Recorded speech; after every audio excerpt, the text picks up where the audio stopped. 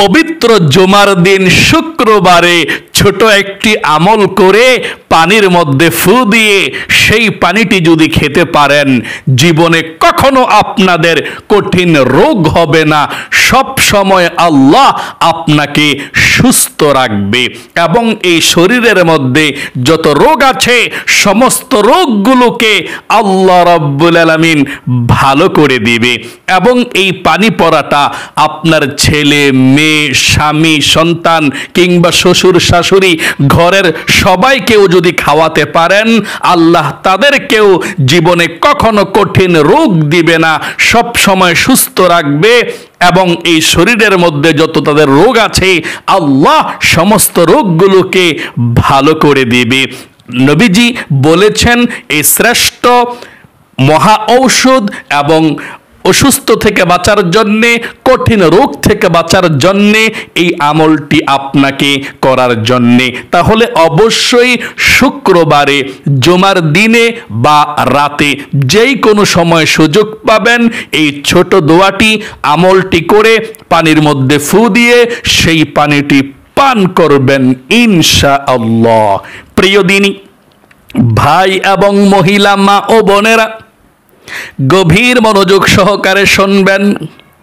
এই আমলটি এত শক্তিশালী আমল, যদি আপনি এই দোয়াগুলো পড়ে পানির মধ্যে ফু দিয়ে শুক্রবারে পান করতে পারেন, জীবনে আপনাদের কখনো কঠিন রোগ হবে না, ক্যান্সার হবে না, প্যারালাইসিস হবে না, স্ট্রোক করবেন না, বড় ধরনের কোনো কিডনির রোগ হবে না, কোনো লিভারের মধ্যে সমস্যা হবে না। আল্লাহ রাব্বুল আলামিন সমস্ত বড় বড় কঠিন রোগ থেকে আল্লাহ হেফাজতে রাখবে। এবং যত কঠিন রোগ আপনাদের হয়েছে আল্লাহ রাব্বুল আলামিন সমস্ত রোগগুলোকে ভালো করে আপনাদেরকে সুস্থতার সুন্দর সুখীময় জীবন দান করে দিবে। আল্লাহু আকবার। নবীজি বলেছেন এই ছোট আমলটি হচ্ছে সমস্ত রোগের মহা ঔষধ। আপনি কোন রোগে ভুগছেন, মনের মধ্যে বিশ্বাস রেখে ছোট আমলটি করুন। কঠিন থেকে কঠিন রোগ পর্যন্ত আল্লাহ ভালো করে দেবে। কোরআনুল কারীমের মধ্যে আল্লাহ সব রেখে দিয়েছে। আল্লাহ বলেন, ওয়ানাজ্জালনা আলাইকাল কিতাবা তিবয়ানাল লিকুল্লি শাই। এমন কোন বিষয় নাই যে আল্লাহ কোরআনুল কারীমের মধ্যে রেখে দেয় নাই। সব বিষয়কে আল্লাহ কোরআনুল কারীমের মধ্যে রেখে দিয়েছেন। এই জন্যই বলা হয় সকল সমস্যার সমাধান দিতে পারে আল কোরআন। আল্লাহ রাব্বুল আলামিন যে কোরআনুল কারীমের মধ্যে রোগের শিফা রেখে দিয়েছেন, চিকিৎসা ঔষধ রেখে দিয়েছেন, শুনুন। আল্লাহ বলেন, ওয়ানুনাজ্জিলু মিনাল কোরআনি মা হুয়া শিফাউ ওয়া রাহমাতুল লিল মুমিনিন। আল্লাহ বলেন পবিত্র কোরআনুল কারীমের মধ্যে আল্লাহ যা কিছু নাজিল করে প্রত্যেকটি রোগের শিফা, ঔষধে চিকিৎসা এবং মুমিনদের জন্য রহমত। সকলে বলি সুবহানাল্লাহ। সমস্ত রোগের ঔষধ আল্লাহ কোরআনুল কারীমের মধ্যে রেখে দিয়েছেন। তাহলে চলুন প্রিয় দিনী মহিলা, মা ও বোনেরা, ভাই বোনেরা, আপনারা পবিত্র জুমার দিন এই শ্রেষ্ঠ আমলটি কেন করবেন শুনুন। তারপরে আমলের নিয়ম কানুনটা বলে দিচ্ছি। পবিত্র জুমার দিন শ্রেষ্ঠ দিন, ফজিলতপূর্ণ দিন, আমলটি করবেন আর কবুল মঞ্জুর হয়ে যাবে। শত শত হাজার হাজার লাখ লাখ টাকা থেকে আপনি বেঁচে যাবেন। কারণ চতুর্দিকে মানুষ এখন অসুস্থ হয়ে যায়, হসপিটালের মধ্যে রোগীর কোনো অভাব নাই। যদি আপনি এই আমলটি করতে পারেন, আল্লাহ রাব্বুল আলামিন কঠিন রোগ থেকে আপনাকে হেফাজত করবে। এই জুমার দিন কিন্তু আমল করলেই কবুল হয়ে যায়। নবীজি বলেছেন সপ্তাহের মধ্যে শ্রেষ্ঠ দিন জুমার দিন, শুক্রবার ফজিলতপূর্ণ দিন, গরিবের হজের দিন। নবীজি বলেছেন এই জুমার দিন আল্লাহ রাব্বুল আলামিনের রহমতের দরজা খোলা থাকে। এবং জুমার দিনকে নবীজি বলেছেন আল্লাহর কাছে দুই ঈদের দিন যেমন দাম, যেমন সম্মানিত, ঠিক জুমার দিন আল্লাহ তেমন সম্মানিত, দামি বানিয়ে দিয়েছেন আল্লাহর কাছে তেমন দামি। এই জুমার দিন যদি কোনো মুমিন মুসলমান মারা যায়, নবীজি বলেছেন কবরের মধ্যে তাদের ফিতনা হয় না, আযাব হয় না, তার মানে সে ব্যক্তি জান্নাতি। জুমার দিন ফজিলতপূর্ণ দিন, শুক্রবার। পবিত্র কোরআনুল কারীমের মধ্যে আল্লাহ স্বতন্ত্র একটি সূরাকে নাজিল করে দিয়েছেন, সূরাতুল জুমআ নামকরণ করে দিয়েছেন।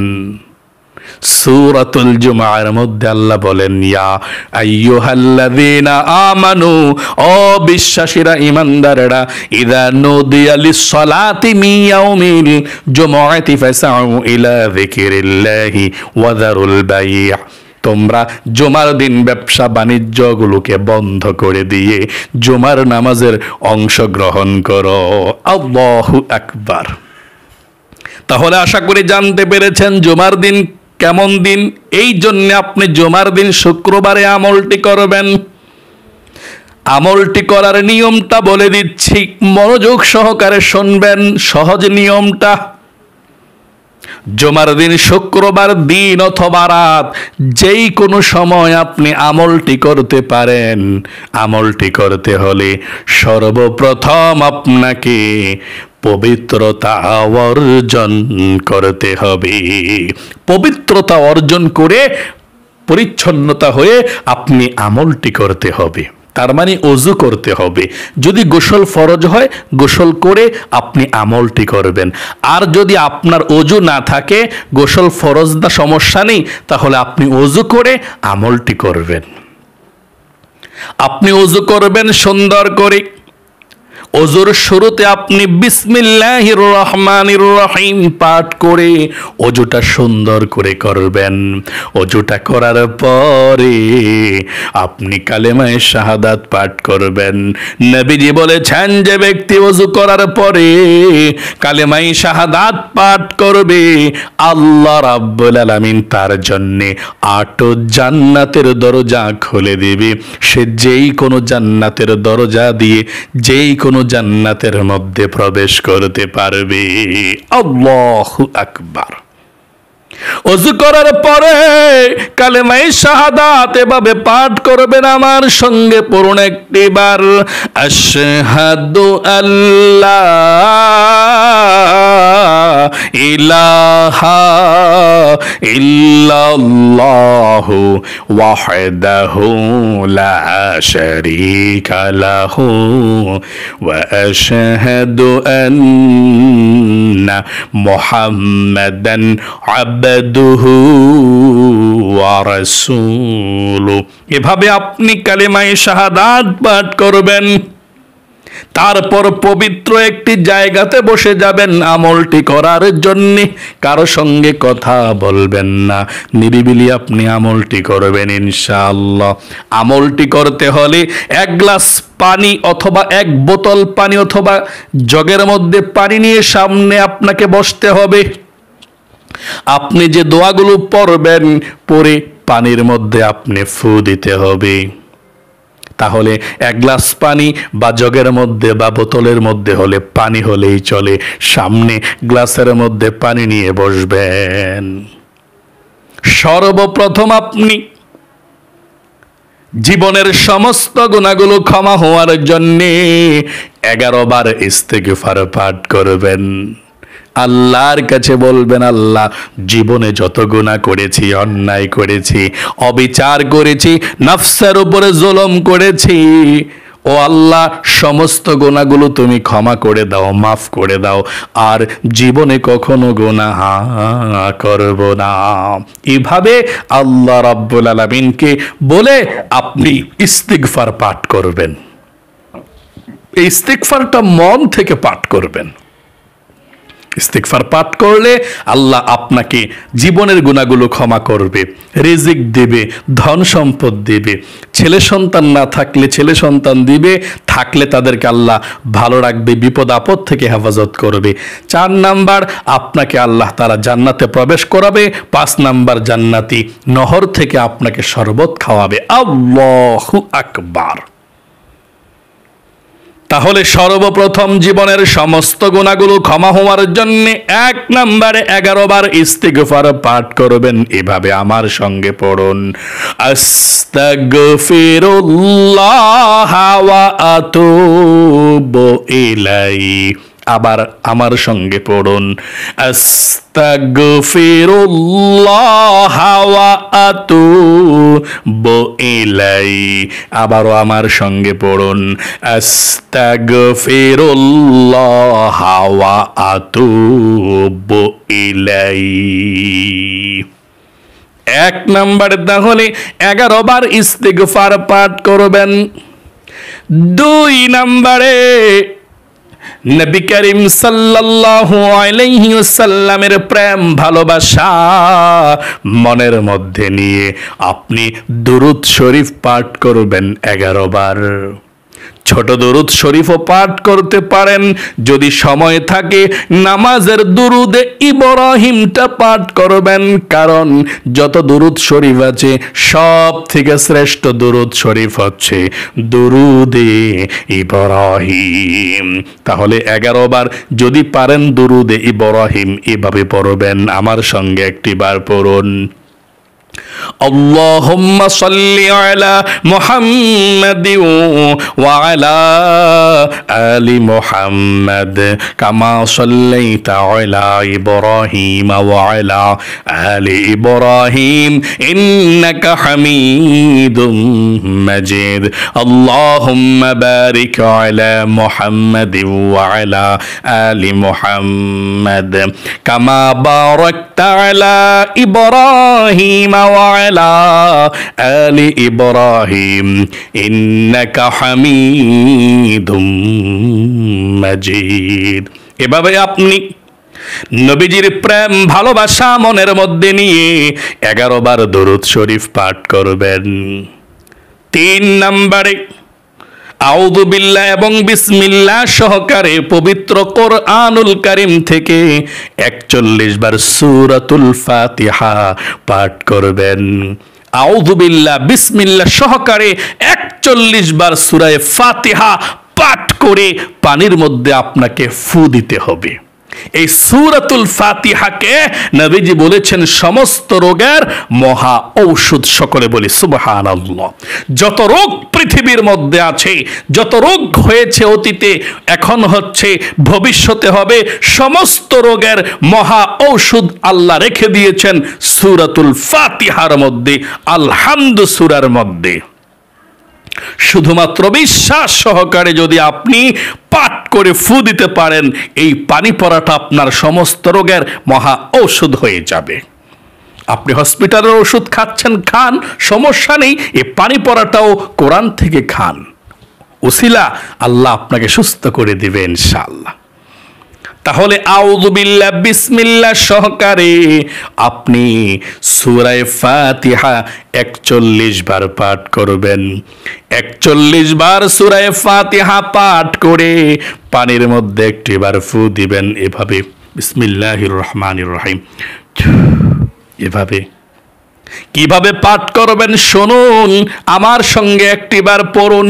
প্রথমে আউযু বিল্লাহ বিসমিল্লাহ পড়বেন, আর প্রত্যেকবার শুধু বিসমিল্লাহ পড়বেন। আমি বলে দিচ্ছি আপনাদেরকে একটিবার, আউযু বিল্লাহি মিনাশ শাইতানির রাজিম, বিসমিল্লাহির রহমানির রহিম, আলহামদুলিল্লাহি রাব্বিল আলামিন, الرحمن الرحيم مالك يوم الدين إياك نعبد وإياك نستعين اهدنا الصراط المستقيم صراط الذين أنعمت عليهم غير المغضوب عليهم ولا الضالين آمين তারপর আবার বিসমিল্লাহির রহমানির রহিম, আলহামদুলিল্লাহি রাব্বিল আলামিন, আর রহমানির রহিম, মালিকি ইয়াউমিদ্দিন, ইয়্যাকা না'বুদু ওয়া ইয়্যাকা নাস্তাঈন,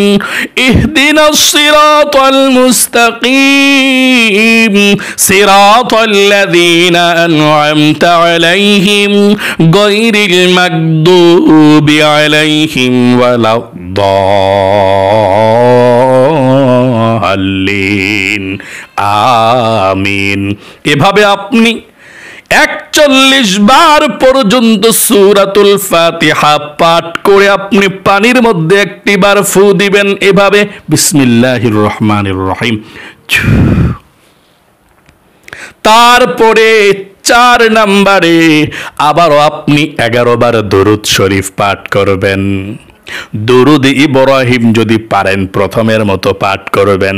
যদি দরুদ ইব্রাহিম বড় হয়ে যায় তাহলে ছোট দরুদ শরীফ পড়লেও চলবে, যেমন সাল্লাল্লাহু আলাইহি ওয়াসাল্লাম, সাল্লাল্লাহু আলাইহি ওয়াসাল্লাম 11 বার পাঠ করে পানির মধ্যে সর্বশেষ আপনি আরো 2টি ফু দিবেন।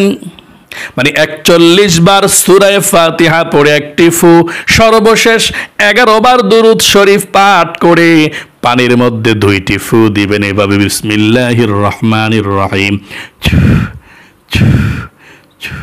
এভাবে 2টি ফু দিবেন, মোট 3টি ফু হয়ে যাবে, আপনার পানি পড়াটা হয়ে গেল। এখন আপনি আল্লাহ রাব্বুল আলামিনের কাছে একটু দোয়া করবেন। আল্লাহুম্মা আমিন বলে আপনি আল্লাহর কাছে একটু দোয়া করবেন। মোনাজাতটা ধরে আল্লাহকে বলবেন, এই নামটা দিয়ে ডাক দিবেন, ইয়া যাল জালালি ওয়াল ইকরাম, ইয়া যাল জালালি ওয়াল ইকরাম, ইয়া যাল জালালি ওয়াল ইকরাম। 3 বার এই নামটা ধরে আল্লাহকে ডাক দিবেন মোনাজাতের প্রথমে। তারপর আল্লাহ রাব্বুল আলামিনকে বলবেন, আল্লাহ তুমি তো জানো কি জন্য আমলটি করেছি, ও আল্লাহ সব সময় যাতে সুস্থ থাকতে পারি তুমি সেই তৌফিক দান করে দিও। আল্লাহ জীবনে কখনো কঠিন রোগ দিও না গো আল্লাহ। ও আল্লাহ যত রোগ এই শরীরের মধ্যে আছে আল্লাহ সমস্ত রোগগুলোকে তুমি ভালো করে দাও। আল্লাহ তুমি আমাকে সুস্থ করে দাও। তারপর সবার জন্য, ঘরের জন্য দোয়া করবেন। জীবনে যত গুনাহ করেছেন গুনাহের জন্য ক্ষমা চাইবেন। মৃত মা বাবা, আত্মীয় স্বজন, বন্ধু বান্ধবী যারা অন্ধকার কবরে গিয়েছে তাদের জন্য দোয়া করবেন। সর্বশেষ বলবেন, আল্লাহ নবীজির উসিলায় দোয়াকে কবুল ও মঞ্জুর করে নাও, আমিন আমিন বিরহমাতিকা ইয়া আরহামার রাহিমিন। এভাবে আপনি দোয়া করবেন। শেষ যেই পানি পড়াটা আপনি পড়িয়েছেন এই পানি পড়াটা আপনি নিজেও খাবেন একটি নিয়মে, আপনার ছেলে মেয়ে ঘরের যারা আছে শ্বশুর শাশুড়ি সবাইকে, স্বামীকে পানি পড়াটা খাওয়িয়ে দিবেন। আমরা কোনো কিছু হলেই কবিরাজের কাছে দৌড়াই, ডাক্তারের কাছে দৌড়াই। প্রথমে আপনি কোরআন থেকে চিকিৎসাটা নেন, আল্লাহ তাআলা আপনাকে সুস্থ করবে, কঠিন রোগ থেকে হেফাজত করবে ইনশাআল্লাহ। কারণ মহা ঔষধ, মহা চিকিৎসা হচ্ছে এই সূরাতুল ফাতিহার এই আমলটি। আপনি পানিটা খাবেন কিভাবে? 5টা সুন্নত মেনে নবীজির পানিটা পান করবেন। যেমন পানিটা আপনি প্রথমে বসে পান করবেন, একটা সুন্নত। 2 নাম্বার আপনি পানিটা দেখে পান করবেন ময়লা আছে কিনা, সুন্নত এটা। যদিও পরিষ্কার পরিচ্ছন্ন তারপরে দেখে পান করবেন। 3 নাম্বার পানিটা আপনি বিসমিল্লাহির রহমানির রহিম বলে পান করবেন। 4 নাম্বার পানিটা আপনি 3 শ্বাসে পান করবেন, মানে 3 ঢোকে। 5 নাম্বার পানিটা পান করার পরে আপনি আলহামদুলিল্লাহ বলে আল্লাহর শুকরিয়া আদায় করবেন। আশা করি খুব সুন্দর করে বুঝতে পেরেছেন। এভাবে পানিটা আপনিও খাবেন। আপনার ছেলে মেয়ে যাদের আছে যদি পানিটা অল্প হয়ে যায় তাহলে পানিটা বাড়াতে পারবেন, তবে শুক্রবারের মধ্যেই পানিটা খেয়ে শেষ করবেন। শুক্রবার সকালে, না হয় দুপুরে, না হয় রাত্রে, যে কোনো সময় প্রতি সপ্তাহে নতুন নতুন করে এভাবে পানিটা পরিয়ে খাবেন ইনশাআল্লাহ। আল্লাহ আপনাদেরকে কঠিন রোগ থেকে হেফাজত করবে, সব সময় সুস্থ রাখবে, বিপদ আপদ দূর করবে। প্রিয় দিনী ভাই এবং মহিলা মা ও বোনেরা, আশা করি খুব সুন্দর করে আমলটি শিখতে পেরেছেন। আল্লাহ আপনাদের সকলকে সব সময় সুস্থ রাখুক, বিপদ আপদ থেকে হেফাজত রাখুক এবং জীবনে একবার হইলেও মক্কা মদিনায় যাওয়ার তৌফিক দেখ। সকলে কমেন্ট বক্সের মধ্যে লিখবেন আমিন এবং ভিডিওতে একটি লাইক দিবেন। যারা কমেন্ট বক্সের মধ্যে আমিন লিখেছেন, ভিডিওতে একটি লাইক দিয়েছেন, আল্লাহ তাদেরকে তুমি কবুল করো, মঞ্জুর করো, লক্ষ লক্ষ টাকার মালিক বানাও, যাতে গরিব অসহায়দেরকে দিতে পারে। আমিন। আজ এ পর্যন্তই, আবারও অন্য কোনো ভিডিওতে দেখা হবে ইনশাআল্লাহ। সেই পর্যন্ত আপনাদের সকলের সুস্বাস্থ্য আল্লাহর কাছে কামনা করে আজ এখানে বিদায় নিচ্ছি। আসসালামু আলাইকুম ওয়া রাহমাতুল্লাহি ওয়া বারাকাতুহু।